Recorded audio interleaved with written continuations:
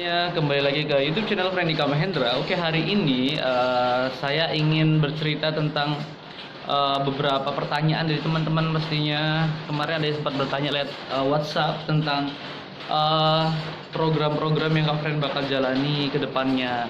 Sekarang kan saya statusnya sudah ujian akhir di Magister Ilmu Lingkungan.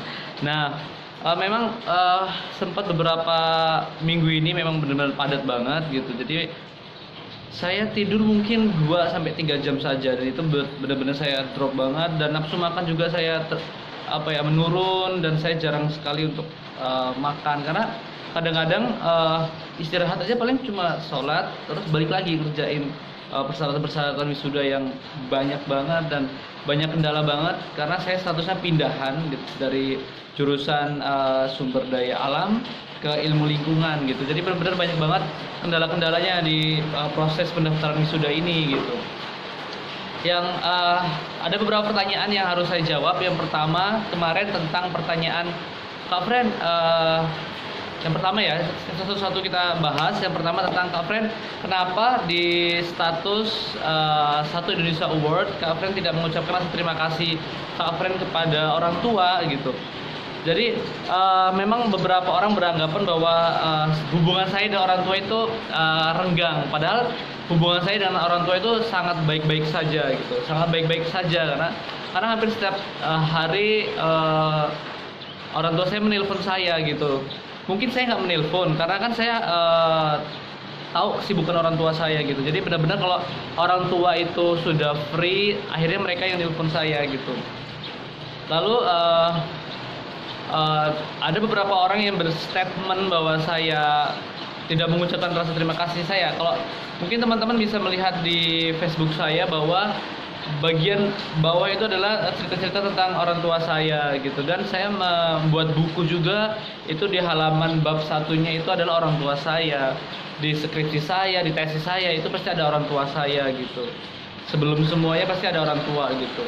Dan saya sangat terima kasih banget udah punya orang tua seperti mereka, sudah punya kakak juga yang super baik kayak Mbak Windy gitu, punya adik yang pengertian dan baik gitu. Jadi sebenarnya saya bersyukur banget punya mereka gitu, bersyukur banget.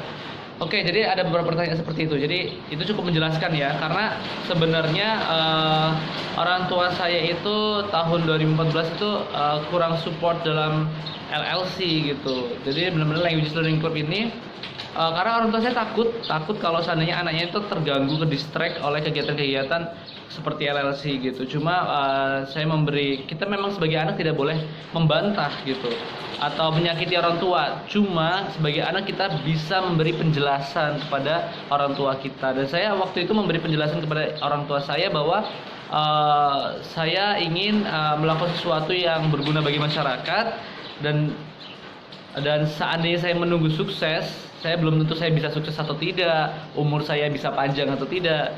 Makanya saya melakukan hal itu saat ini, mulai dari tahun 2014 gitu. Dan orang tua akhirnya memahami dan merestui gitu, dan itu kuncinya gitu, karena doa orang tua itu adalah satu syarat keberhasilan LLC gitu. Oke, itu yang pertanyaan pertama ya. Jadi saya sangat menghargai pertanyaannya, kenapa tidak ada ucapan terima kasih kepada orang tua gitu. Lalu sempat orang tua saya juga saya juga curhat ke orang tua, kenapa ada pertanyaan seperti ini gitu, dan ya nggak apa dijelasin gitu. Terus yang kedua tentang tentang persiapan pendaftaran wisuda. Jadi memang saya kan ini sangat susah sekali ya, dalam arti saya pindah jurusan dan harus mengambil mata kuliah tambahan, dan saya harus ujian ulang karena kan saya tahun lalu sudah seminar hasil ya gitu, seminar hasil. Terus cuma memang harus diulang ujiannya, jadi pasti bakal membekas banget kenangan ini ya, membekas banget kenangan ini. Lalu pertanyaan selanjutnya tadi tentang bagaimana sih Kak Fren menanggapi orang-orang yang nggak suka sama Kak Fren gitu. Jadi sebenarnya banyak kasus gini, Frendika Mahendra tuh banyak yang nggak suka sebenarnya, banyak banget yang nggak suka gitu. Bahkan sebenarnya saya maunya semua orang suka sama saya gitu. Cuma kata ibu saya itu nggak mungkin. Nah, hal-hal seperti ini aja saya curhatin ke orang tua gitu kan. Ibu saya bilang nggak mungkin, bahwa setiap orang tuh punya pro dan kontra gitu. Dan saya beberapa minggu yang lalu baru menyadari bahwa saya alhamdulillahnya punya orang yang membenci saya gitu. Karena semua kritik dari mereka, terus semua perubahan-perubahan dari mereka, kebencian mereka itu membuat menjadi saya naik level satu tingkat karena selalu memperbaiki diri gitu kan. Terus bagi saya juga ketika kita membuat sedih juga ya, membuat sedih orang yang sayang sama kita itu lebih apa ya, lebih nggak enak gitu rasanya di hati. Itu kayak kenapa gua bikin nangis dia gitu kan, karena ada beberapa sahabat yang nangis gara-gara saya gitu. Jadi kayak, tapi hubungan kita baik-baik aja, ya nangis gara-gara mungkin saya lebih dekat dengan si A si B gitu. Jadi memang benar-benar saya bersyukur di situ. Saya bersyukur melihat, karena saya ngelihat teman saya, sahabat saya menangis tuh kayak saya ikut menangis, ikut sedih gitu, ikut kecewa dengan diri saya gitu. Di situ saya bersyukur, oh ternyata ini saya merasa bersyukur sekali karena ada orang yang membenci gitu. Jadi setidaknya saya apa ya, bisa meningkatkan satu level. Terus juga saya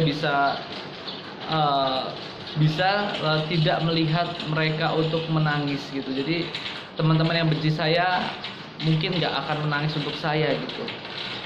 Dan saya sangat menghargai cinta yang diberikan oleh teman-teman saya gitu.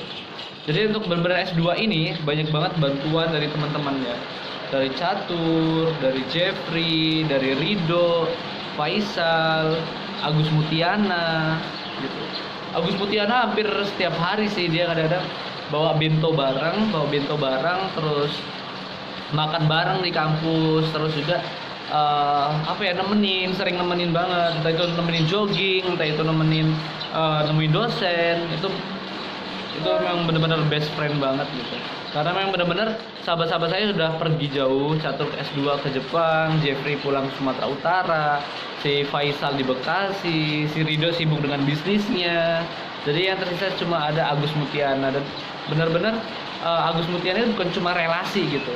Jadi kalau saya bertanya kepada seseorang gitu tentang hubungan saya gitu, kamu menganggap saya seperti apa sih? Pilihannya ABC-nya ada keluarga, sahabat, orang tua, relasi gitu. Dan saya sangat menghargai sekali kalau ada orang yang menjawabnya keluarga, sahabat gitu, ketimbang relasi gitu. Sebenarnya kayak gitu, ketimbang relasi gitu. Jadi ketika ada orang yang menganggap relasi, ya sama-sama relasi gitu. Dan ketika ada orang yang menganggap saya keluarga, saya juga akan menganggap dia keluarga gitu. Jadi seperti itu. Jadi memang benar-benar minggu-minggu ini memang benar-benar full banget. Ini saya datang pagi-pagi karena benar-benar pengen record, pengen menjawab pertanyaan-pertanyaan yang mengganjal saya sebenarnya. Kenapa? Itu karena pertanyaan sebenarnya cukup mengkagetkan saya gitu. Karena buku yang saya terbitkan aja itu orang tua saya gitu, cerita pertamanya gitu. Orang tua saya cerita pertamanya. Jadi menceritakan kehidupan bapak saya, menceritakan kehidupan orang tua saya waktu merintis usaha gitu. Jadi kalau dibilang saya lupa orang tua, enggak banget, karena kemarin pun kemarinnya lagi teleponan gitu. Memang kedua orang tua saya lagi di Arab Saudi Riyadh, kerja di sana udah sekitar 12 tahun. Jadi menurut saya komunikasi ya lewat telepon gitu. Walaupun saya nggak merasakan kayak teman-teman minta uang terus harus mijetin dulu, saya nggak merasakan hal seperti itu gitu. Tapi sejak tahun 2017 saya memang sudah dilepas sama orang tua untuk secara finansial gitu. Sejak tahun 2017 gitu. Jadi benar-benar saya mandiri. Makanya namanya Agus Mutiana itu adalah teman-teman susah saya sebenarnya gitu. Agus Mutiana teman susah banget gitu. Jadi sesusah-susahnya saya ya Agus Mutiana itu gitu. Sampai nggak punya tujuan aja ya dia ada di samping saya gitu sebenarnya. Dan itu buat saya nggak bakal melupain sahabat-sahabat seperti itu gitu. Sahabat-sahabat seperti itu nggak bisa melupain. Jadi benar-benar mereka tulus, teman-teman saya tulus banget gitu. Oke, jadi itu tadi untuk pertanyaan pertamanya dan keduanya. Jadi sebenarnya saya agak kecewa dengan pertanyaannya, cuma ya nggak apa-apa gitu. Lalu untuk kemarin juga ada yang konsultasi tentang masuk Unila gitu. Ada seseorang yang ragu untuk masuk Unila gitu. Saya bilang sama dia, kenapa ragu gitu? Karena mungkin dia mau apply universitas lain gitu kan, yang mungkin lebih peringkatnya lebih tinggi daripada Unila gitu. Karena beberapa referensi ya teman-teman, Unila ini udah peringkat 10 nasional. Jadi teman-teman bisa nanti ke Instagram Kemendristek maupun Unila, nanti di situ ada informasi bahwa menurut siapa saya agak lupa, saya lupa menurut siapa. Nanti teman-teman bisa cek sendiri, itu Unila adalah peringkat 10 gitu. Sebenarnya versi peringkat itu beda-beda ya, tergantung versi mana gitu kan gitu. Jadi Unila juga bisa peringkat 10. Jadi Unila itu sebenarnya bagus tergantung orangnya sebenarnya kan. Unila bagus gitu.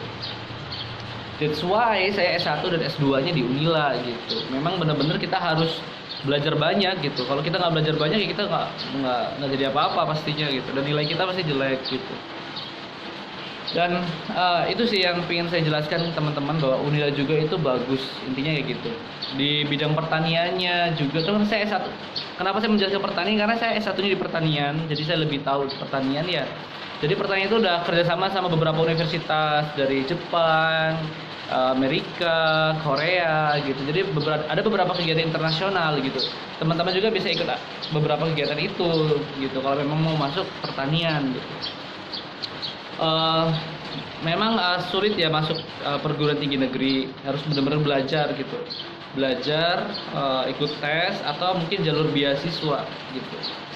Beasiswa seperti saya, S1 beasiswa, S2 beasiswa gitu. Saya juga nggak tahu kalau seandainya ini ya teman-teman mungkin ada beberapa jalur ya, cuma saya mungkin kurang tahu kalau itu tentang itu, karena kan setiap tahunnya mungkin mereka mengeluarkan program baru gitu. Oke, itu terus teman-teman pasti bingung ya, ada yang nanya gini. Sebenarnya saya yang bingung sih sebenarnya, pertanyaannya memang agak rancuh buat saya kemarin, karena beberapa pertanyaan itu ini di bidang fotografi ya. Jadi saya punya Instagram, ada beberapa Instagram. Yang pertama ada Frema Fotografi. Di situ tuh ada kumpulan foto-foto saya, koleksi foto-foto saya gitu. Nah, koleksi foto-foto saya ini saya jadikan satu. Oke, jadi jadi Instagram Frema Fotografi itu adalah koleksi foto-foto saya. Jadi di situ ada mungkin udah puluhan, ratusan ya foto saya gitu. Dari saya S1 sampai S2 saya kumpulin foto-foto itu, dan memang responnya dari berbagai negara tuh bagus banget. Dan terakhir kali itu ada yang respon dari Jakarta Selatan, ada fotografer juga di situ, dan dia bertanya tentang mengapa saya suka foto gitu. Itu pertanyaan sama seperti teman saya dari Jepang ya. Jadi waktu itu Suki-san tuh nanya kepada saya, Frendika, kenapa kamu sering foto gitu? Jadi ketika kita kemana-mana foto, entah itu foto alam, entah itu foto kita gitu. Jadi kemana-mana pasti foto. Dan dari itu sebenarnya saya waktu itu menjawab gini. Sebenarnya saya mau menjawab ragu gitu. Maksudnya apakah mereka masuk dalam pemahaman saya atau tidak gitu kan. Akhirnya saya menjelaskan bahwa sebagai kenang-kenangan, foto juga itu sebenarnya bisa menghentikan waktu dalam 1 detik gitu. Jadi dalam momen 1 detik itu saya ingin banget mengabadikan kenangan-kenangan kita gitu. Entah itu bersama alam, bersama sahabat, keluarga gitu. Gitu seperti saya jawab seperti itu. Si Suki-san itu dari Jepang itu gini. Dia kan dari Yokohama National University ya. Jadi jawabnya, oh I got it. Jadi dia paham gitu kenapa saya suka foto alam, foto kita lagi bersama gitu. Itu bareng-bareng waktu itu lagi jalan-jalan sama Catur juga, sama Murakami-san gitu. Itu jawaban saya gitu. Terus kembali lagi ke teman tadi yang di fotografer yang di mana di Jakarta Selatan juga nanya seperti itu, dan saya menjawab hal yang sama gitu. Dan saya bersyukur banget bisa bertemu dengan beliau. Inisialnya AM. Beliau ini fotografer yang bagus banget, pokoknya dari sudut manapun dia fotonya bagus banget. Dan saya nggak tahu ya, fotonya ini penuh dengan makna, penuh dengan arti gitu. Jadi saya sebenarnya senang banget ketemu dia, diskusi bareng, terus saya bisa tukar pikiran, bisa share apa yang saya miliki gitu, koleksi-koleksi saya yang belum diunggah gitu. Terus kita bisa berdiskusi satu foto gitu, kadang-kadang sampai 1, 2, 3 foto gitu. Itu senang banget gitu. Terus eh, tadi ada pertanyaan ya kalau nggak salah, pertanyaan tentang selanjutnya. Jadi selanjutnya untuk setelah lulus S2 sebenarnya saya juga ragu ya, karena saya sudah mendaftar di beberapa perusahaan seperti Sampurna, itu belum ada respon gitu, belum ada pengumuman gitu. Jadi saya nggak tahu terima apa nggak terima, udah 1 bulan yang lalu. Terus sebelum saya ujian akhir ya, saya udah apply duluan gitu. Setelah saya ujian akhir sini, mungkin saya juga ada beberapa lowongan, cuma nggak sesuai bidang saya, bukan ilmu lingkungan, bukan arahnya bukan ke situ gitu, lebih ke kayak sales, terus pekerjaan-pekerjaan lainnya gitu. Sebenarnya nggak apa-apa sih, nggak masalah kerja di situ, cuma saya agak ragu karena kan harus belajar dari nol lagi kan gitu, karena saya nggak ada pengalaman di situ juga gitu kan. Kalau seandainya ada pekerjaan yang sesuai pengalaman, walaupun bukan sesuai bidang tapi sesuai pengalaman gitu, kayak mungkin riset asisten ataupun teaching asisten gitu, sebenarnya itu bagus gitu. Terus ada yang nanya gini, Kak Frame, kalau seandainya, karena kan di beberapa Instagram saya ada yang masuk DM-an gitu, ada program Friendma 2 itu tentang translate ya, jasa translate gitu. Berapa sih Kak bayarannya untuk menerjemahkan gitu bahasa gitu? Sebenarnya saya nggak matokin sih, tahun 2015, 16, 17 itu nggak matokin, di 2018 sudah mulai matokin. 18 itu untuk mahasiswa yang benar-benar nggak ada uang, kita bisa berdiskusi gitu, berdiskusi bareng gitu. Jadi dia datang, saya baca sekilas, baru kita berdiskusi gitu. Sampai sekarang juga banyak yang berdiskusi gitu. Frindika ada waktu kapan? Frindika ada waktu kapan gitu. Sering banget kita berdiskusi. Entah itu tentang jurnal internasional, entah topik-topik lainnya gitu. Buku juga gitu. Gitu. Jadi itu free kalau ya diskusi kayak gitu ya. Tapi kalau untuk memang benar-benar mereka pakai jasa translate yang benar-benar dia harus punya dokumennya gitu, itu 300.000 gitu untuk mahasiswa pasca sarjana maupun S1 ya gitu. Lalu bagaimana dengan di luar itu gitu? Ada beberapa mungkin profesor ya. Ada beberapa profesor, tapi saya nggak bisa nyebutin nama di sini. Kenapa beliau menggunakan jasa translate? Karena mungkin beliau sibuk banget gitu. Bayangkan ya, seorang Frendika yang bukan siapa-siapa aja sibuk gitu, apalagi yang seorang profesor dengan dia dengan tanggung jawab yang banyak gitu kan, tanggung jawabnya banyak, pasti dia lebih sibuk lagi daripada saya gitu. Itu pun pasti beliau itu nggak bisa menghandle dokumen-dokumennya gitu. Jadi mereka memang menggunakan jasa translate saya, dan saya nggak mematokkan berapa harga untuk profesor gitu. Jadi profesor atau doktor yang ingin menggunakan jasa translate gitu. Cuma juga ada beberapa profesor atau dokter yang dia mentranslate sendiri karena mungkin lagi ada waktu luang gitu. Tapi benar-benar kalau full gitu, saya aja tidur kadang-kadang jam 1 jam 2 malam gitu, jam 1 jam 2 malam gitu. Dan memang benar-benar jam 1 jam 2 malam itu apa ya, karena nggak ada waktu gitu, nggak ada waktu lagi buat ngerjain gitu. Jadi kita lanjut sesi pertama tadi tentang translate ya. Jadi benar-benar jadi translate itu untuk yang profesor, mereka kan sibuk banget gitu, sampai memang benar-benar mereka itu tidak punya waktu luang. Bayangkan kalau seandainya saya aja gitu tidur itu jam 1 jam 2 malam gitu, benar-benar karena keburu deadline kan, apalagi nih banyak yang lagi dikerjain gitu, deadline gitu, apalagi profesor yang dengan tanggung jawab segunung gitu kan gitu. Jadi memang benar-benar mereka nggak ada waktu. Jadi nggak apa-apa sih kalau mereka pakai jasa translate, karena pasti ketika mereka pakai jasa translate mereka bakal ngecek lagi gitu ngecek lagi gitu, ngecek ulang karena untuk beberapa paper, naskah atau apapun itu harus dicek ulang terus gitu. Jadi mereka selain saya dan tim native gitu, kadang translate itu nggak cuma saya ya, ada timnya juga, ada native juga, ada reviewer gitu. Jadi benar-benar ada satu tim gitu. Dan memang kalau setelah jurnal itu fix ditranslate, itu dikembalikan lagi ke pengguna jasa, itu mereka cek lagi ulang gitu. Jadi profesor-profesor itu nggak cuma pakai jasa, tapi cek lagi gitu, dicek lagi gitu. Karena memang ini masalah kendala waktu sebenarnya gitu. Sometimes kayak gitu ya, tapi sometimes juga kalau punya waktu luang sih mereka ngerjain sendiri gitu. Karena yang artikel atau paper atau apapun itu yang masuk ke saya itu apa ya namanya, sedikit sekali kalau profesor, sedikit sekali. Berbeda dengan mahasiswa itu bisa mungkin satu orang itu bisa 5, 4, 6 gitu. Kalau profesor itu hitungan bulan ya, 6 bulan sekali, 1 tahun sekali gitu. Kayak bener-bener mereka nggak bisa handle gitu ya. Beliau ini nggak bisa menghandle tugas dalam paper itu gitu kan.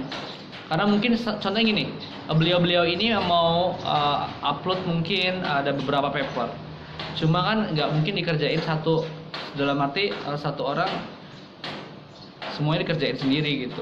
Jadi ada satu yang dilempar ke jasa translate gitu. Sebenarnya it's okay gitu. Terus ada nggak yang anak SMA nggak ada sih, karena anak SMA itu nggak punya kepentingan buat translate gitu. Kalau untuk mahasiswa kan kadang-kadang ada tugas paper jurnal internasional, dan mereka mungkin males untuk menerjemahkan sendiri gitu. Padahal kan sekarang mereka kalau baca ada satu kata yang nggak tahu kan bisa dicari sebenarnya kayak gitu. Walaupun kadang-kadang maknanya dia udah tahu artinya tapi nggak paham, karena memang harus baca satu kalimat gitu. Jadi memang benar-benar seperti itu. Tapi mahasiswa juga ada juga yang dia ngerjainnya sendiri, dari translate sendiri gitu, baru review sendiri, narik kesimpulan sendiri, membandingkan sendiri gitu. Itu beda-beda setiap orang gitu. Itu masalah pekerjaan kan ya. Jadi pekerjaan untuk itu ya, untuk translate gitu. Terus ada yang bilang ke friend, satu tim tadi ada berapa orang gitu. Satu tim itu sebenarnya ada 3 orang cukup gitu. Jadi ada penerjemah, ada reviewer, ada checker itu kayak native. Jadi nanti native bakal ngecek kita, grammar kita, terus ada kata-kata kita yang tidak lazim digunakan atau tidak apa ya, yang jarang sekali digunakan. Jadi memang benar-benar bahasa ilmiah itu harus benar-benar bahasa ilmiah gitu, nggak boleh bahasa sehari-hari gitu. Benar-benar harus dicek lagi gitu. Terus itu ya, jadi tadi nyambung di sesi pertama seperti itu gitu. Lalu kita bakal diskusi menjawab pertanyaan tentang teman-teman yang nanya tentang Instagram lagi Instagram ya. Jadi ada beberapa Instagram gitu. Jadi saya ada beberapa Instagram ya, dan itu banyak DM-an, dan mohon maaf banget gak semuanya dibales ya. Karena saya ngambil yang pertanyaan yang benar-benar harus benar-benar dijawab gitu, dan meresahkan kan ya, kayak tadi pertanyaan pertama di sesi pertama tentang kenapa orang tua nggak dimasukin ke dalam status itu, yang status ucapan terima kasih gitu kan di Facebook gitu, karena ada beberapa faktor gitu, dan mereka taunya hubungan saya nggak bagus, padahal bagus banget gitu. Tadi juga sudah bahas tentang persahabatan saya dan planning ke depan. Jadi kalau planning ke depan tadi, selain untuk nekunin tadi ini jasa translate, saya juga bakal rencananya sih kalau memang ada bukaan CPNS bakal daftar. Dengar-dengar bulan 4 ya, April atau Mei gitu kata teman-teman bukaan gitu. Tapi kita nggak tahu ya, entah itu maju mundurnya atau ada nggak adanya gitu kan. Gitu. Jadi benar-benar ya usaha tetap. Jadi setelah wisuda ini daftar PNS, daftar perusahaan swasta gitu. Kalau untuk S3 sepertinya saya harus menunda S3 saya gitu. Tadinya mungkin teman-teman kalau yang lihat video sebelumnya itu semangat banget untuk S3 ya. Kalau sekarang kayaknya ini deh, harus kerja dulu gitu, Untuk S3 mungkin nanti di umur 30 tahunan ke atas gitu. Sekarang kan masih 26. 26 mau ke 27 bentar lagi, dan harus menyusun strategi keuangan finansial juga gitu. Itu aja sih pertanyaannya gitu yang ingin saya jawab gitu. Yang lainnya mohon maaf karena saya sudah ada pertanyaan di video-video sebelumnya ya tentang itu, jadi saya nggak membahas lagi gitu. Oke, jadi nanti untuk video selanjutnya saya akan mengundang teman saya dari Lampung Tengah. Dia adalah seorang seniman. Jadi dia cita-citanya ingin jadi seorang sutradara. Cuma dia ada kemauan buat ikut casting juga buat jadi artis gitu. Karena beberapa kemarin ada casting figuran kan gitu. Ekstra ya, kalau sekarang bahasanya ekstra gitu. Ada bahasa ekstranya gitu. Gitu. Oke, jadi itu aja sementara. Video selanjutnya tolong ditunggu. Mungkin setelah saya selesai mengurus pendaftaran wisuda, saya bakal wawancara dengan beberapa orang hebat versi Frendika Mahendra. Jadi nanti ada kita undang Robi Rahman namanya, Robi Rahman. Terus kita juga nanti bakal undang interview dengan Ramon yang sedang asisten research di Jepang. Dan kita nanti akan undang beberapa teman juga gitu ya. Oke, itu aja dari saya. Terima kasih udah menonton video ini dan bye bye.